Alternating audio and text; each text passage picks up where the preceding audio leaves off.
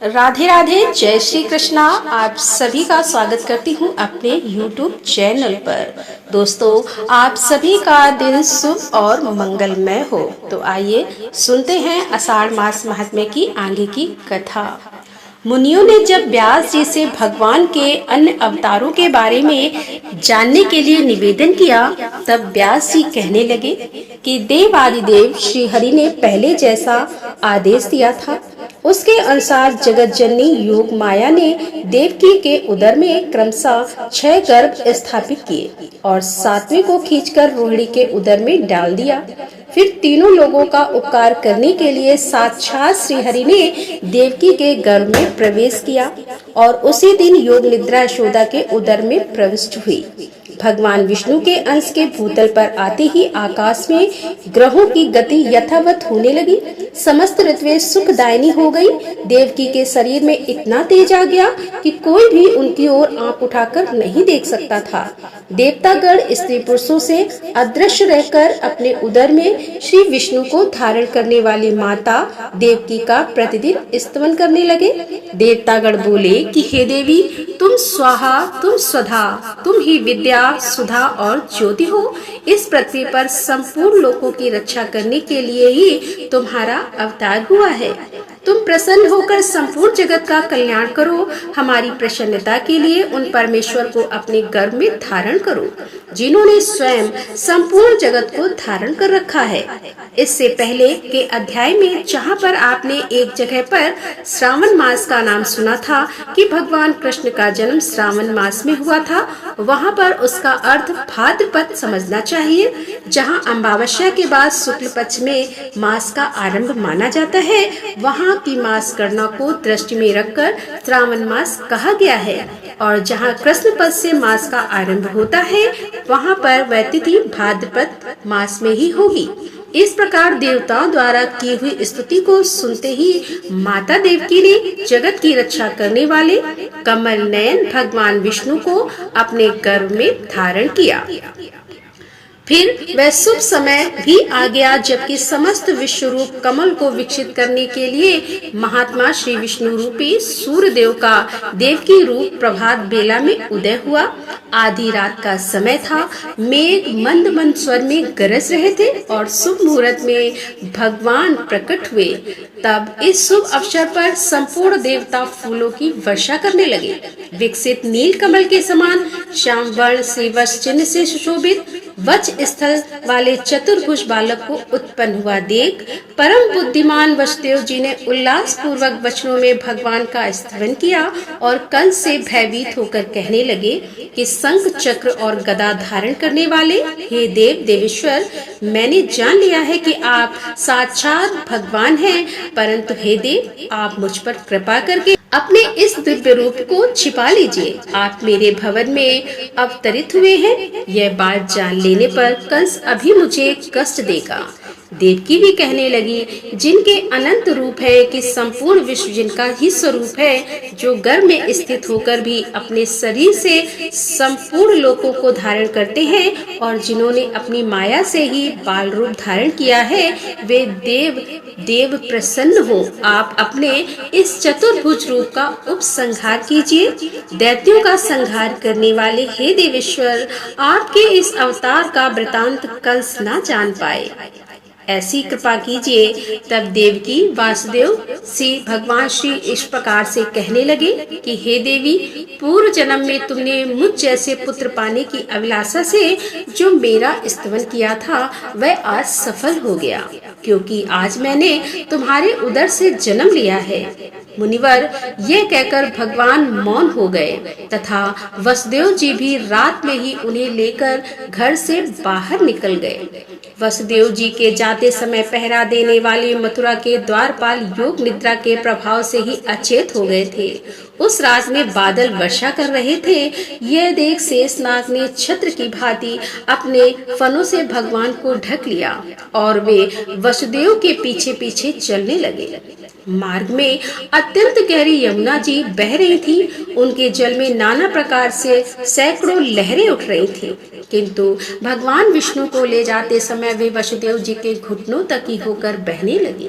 वसुदेव जी ने उसी अवस्था में यमुना जी को पार किया और उन्होंने देखा कि नंद आदि बड़े बूढ़े गोप राजा कंस का कर लेकर यमुना के तट पर आए हुए हैं। इसी समय यशोदा जी ने भी योग माया को कन्या के रूप में जन्म दिया, परंतु वे योग निद्रा से मोहित थी, अतः पुत्र है या पुत्री इस बात को ही नहीं जान सकी। प्रसूति गृह में और भी जो स्त्रियां थीं, वे सब के सब निद्रा के कारण अचेत पड़ी हुई थीं। वसुदेव जी ने चुपके से अपने बालक को यशोदा की सैया पर सुला दिया और कन्या को लेकर तुरंत ही वापस लौट आए। जागने पर यशोदा ने देखा कि मेरे नील कमल के समान श्याम सुंदर बालक उत्पन्न हुए हैं। इससे उन्हें बड़ी प्रसन्नता हुई। उधर वसुदेव जी भी कन्या को लेकर अपने घर लौट आए। पहले की तरह ही मौन बैठे रहे। इतने में ही बालक के रोने का शब्द सुनकर पहरा देने वाले द्वारपाल सहसा उठकर खड़े हो गए। उन्होंने देवकी के संतान होने का समाचार कंस से बताया। कंस ने भी तुरंत ही वहां आकर उस बालिका को उठा लिया और देवकी रथे हुए कंस से छोड़ दो इसे ऐसा कहकर उसे रोकती रही, मगर कंस ने उनकी एक नहीं सुनी और कंस ने देखते ही देखते उस कन्या को एक शिला पर दे मारा, किंतु वह आकाश में ही ठहर गई और आयुध सहित 8 बड़ी बड़ी भुजाओं वाली देवी के रूप में प्रकट हुई। उसने ऊंचे स्वर में अट्टहास किया और कंस से रोष पूर्वक कहने लगी, ओ कंस, मुझे पटकने से क्या लाभ हुआ? जो तेरा वध करेंगे वो तो प्रकट हो चुके हैं। देवताओं के सर्वस्त्र भूत में श्री हरि पूर्व जन्म में भी तेरे काल थे। इन सब बातों पर विचार करके तू शीघ्र ही अपने कल्याण का उपाय कर। ऐसा कहकर देवी कंस के देखते ही देखते आकाश मार्ग से चली गई। उनके शरीर पर दिव्य हार, दिव्य चंदन और दिव्य आभूषण शोभा पा रहे थे और सिद्धगण उनकी स्तुति कर रहे थे। फिर कंस के मन में बड़ा उद्वेग हुआ। उसने प्रलंबित, अरिष्ट आदि अन्य सभी वीरों के साथ, तुम लोग मेरी बात ध्यान पूर्वक सुनो। दुरात्मा देवताओं ने मुझे मार डालने का यत्न प्रारंभ किया है, किंतु वे मेरे पराग से फलीभांति पीड़ित हो चुके हैं, अतः मैं उन्हें वीरों की श्रेणी में नहीं गिनता। दैत्य वीरों, मुझे तो कन्या की कही हुई बात आश्चर्य से प्रतीत होती है। देवता मेरे विरुद्ध प्रयास कर रहे हैं कि जानकर मुझे हंसी आ रही है। फिर भी दैत्य शरो, अब हमें उन दुष्टों का और अधिक उपकार करने की चेष्टा करनी चाहिए। देवकी के गर्भ से उत्पन्न हुई बालिका ने यह भी कहा है कि भूत, भविष्य और वर्तमान के स्वामी विष्णु, जो पूर्व जन्म में भी मेरी मृत्यु के कारण बन चुके हैं, कहीं न कहीं उत्पन्न हो गए हैं। अतः इस भूतल पर बालकों के दमन का हमें विशेष प्रयास करना चाहिए। जिस बालक में बल की अधिकता जान पड़े, उसे यत्न पूर्वक मौत के घाट उतार देना चाहिए। असुरों की ऐसी आज्ञा देकर कंस अपने घर गया और विरोध छोड़कर वसुदेव तथा देवकी से बोला कि मैंने आप दोनों को इतने बालक व्यर्थ ही मार डाले। मेरे नाश के लिए तो कोई दूसरा ही बालक प्रकट हो चुका है। आप लोग दुखी मत होइए। आपके बालकों के भविष्य ऐसा ही था। इतनी ही आयु थी, पूरी होने पर भला कौन नहीं मारा जाता। इस प्रकार सांत्वना देकर कंस ने उन दोनों को ही बंधन से खोल दिया और उन्हें सभी प्रकार से संतुष्ट किया। फिर वह अपने महल के भीतर चला गया। उधर बंधन से मुक्त होने पर वसुदेव जी नंद के छकड़ा दिए हुए मुझे पुत्र हुआ है, यह सोचकर वे फूले नहीं समाते थे। वासुदेव जी ने कहा, बड़े सौभाग्य की बात है कि इस समय वृद्धावस्था में आपको पुत्र हुआ है। अब तो आप लोगों ने राजा का वार्षिक कर चुका दिया होगा, जिसके लिए यहाँ आए थे। वह काम पूरा हो गया। यहाँ किसी श्रेष्ठ पुरुष को अधिक नहीं ठहरना चाहिए। नंद जी, जब कार्य हो गया तब आप लोग यहाँ क्यों बैठे हुए हैं? शीघ्र ही अपने गोकुल में जाइए। वहाँ रोहिणी के गर्भ से उत्पन्न मेरा भी एक बालक है, उसका भी अपने ही पुत्र की भांति लालन पालन कीजिएगा। वसुदेव जी के ऐसा कहने पर नंद आदि गोप छकड़ा कर वहां से तुरंत ही चल दिए। उनके गोकुल में रहते समय रात में बालकों की हत्या करने वाली पूतना आई और सोए हुए कान्हा को लेकर अपना स्तन पिलाने लगी। पूतना रात में जिस जिसके मुख में अपना स्तन डालती थी उस बालक का शरीर क्षण भर में ही निर्जीव हो जाता था। श्री कृष्ण ने उनके स्तनों को दोनों हाथ से पकड़कर खूब जोर से दबाया और क्रोध में भरकर उसके प्राणों सहित उसका दूध पीना प्रारंभ कर दिया। उस राक्षसी के शरीर के नस नाड़ियों के बंधन छिन्न भिन्न हो गए और वह जोर जोर से कराती हुई धरती पर गिर पड़ी। मरते समय उसका शरीर बड़ा भयंकर हो गया था। पूतना की चित्कार सुनकर समस्त ब्रजवासी भय के मारे जाग उठे।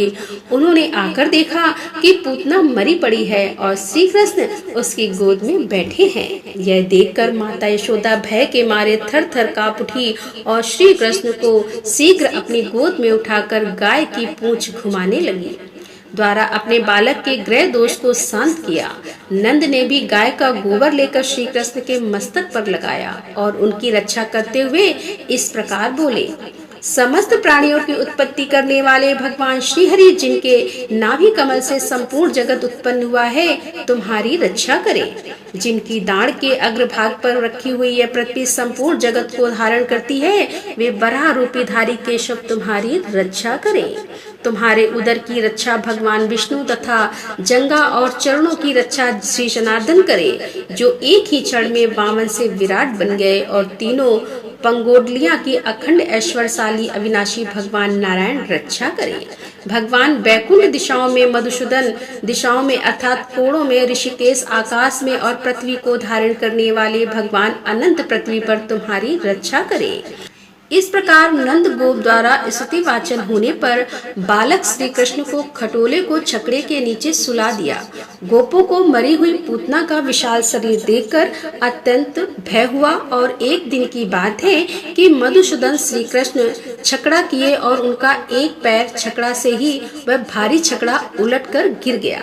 उस पर रखे हुए मटके और घड़े आदि टूट फूट गए। उस समय समस्त गोप गोपियां हाहाकार करती हुई वहां पहुंची। उन्होंने देखा बालक श्री कृष्ण उतान सोए हुए हैं। तब गोपों ने पूछा, आखिरकार किसने इस छकड़े को गिराया है? वहीं पर कुछ बालक भी खेल रहे थे। उन्होंने कहा, इसी बच्चे ने गिराया है जो इसके नीचे सोया हुआ था। तब गोप आश्चर्य हुए और नंद गोप ने अत्यंत विस्मित होकर उस बालक को गोद में उठा लिया। यशोदा भी आश्चर्यचकित होकर टूटे फूटे भाड़ों के टुकड़े और छकड़ा से उनकी पूजा करने लगी।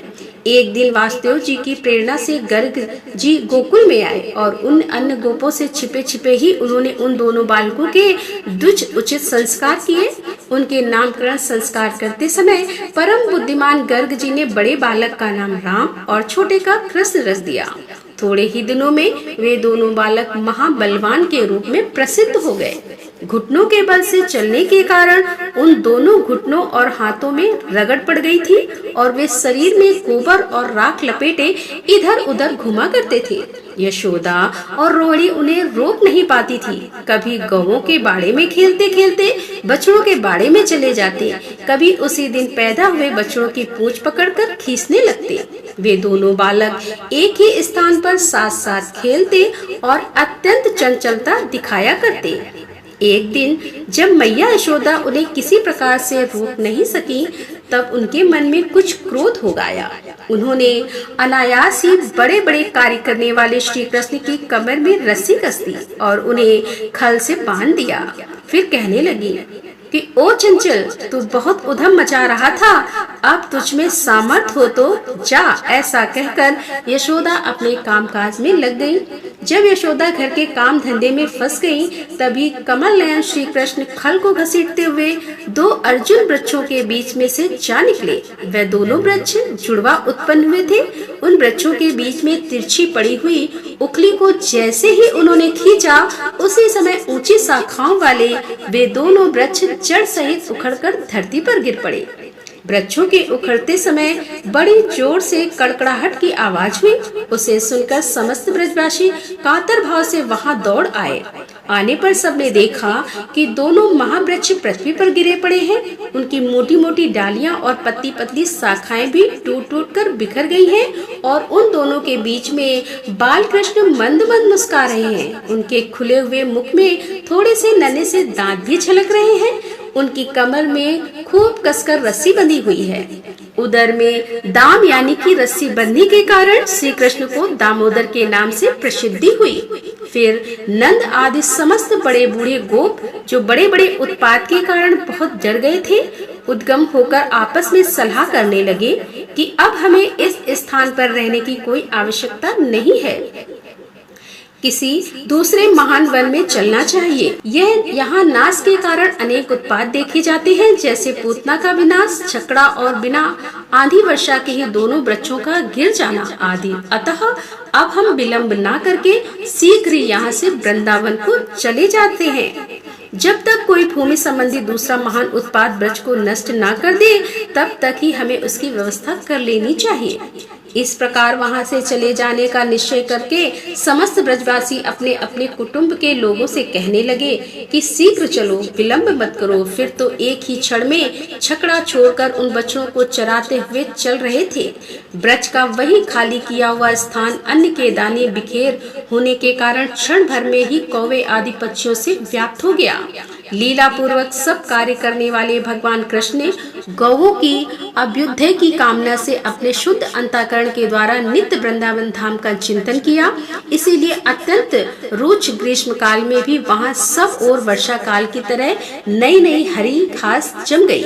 वृंदावन में पहुंचकर वह समस्त गौओं का समुदाय चारों ओर से अर्धचंद्राकार छकड़ा लगाकर बस गया।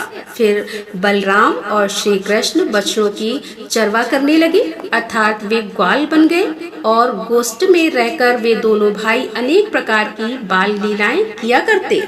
मोर के पंख का मुकुट बनाकर पहनते, जंगली फूलों को कानों में धारण करते, अपनी मुरली बजाते और कभी कभी पत्तों को लपेटकर उन्हीं के छेद से तरह तरह की ध्वनियां निकालते।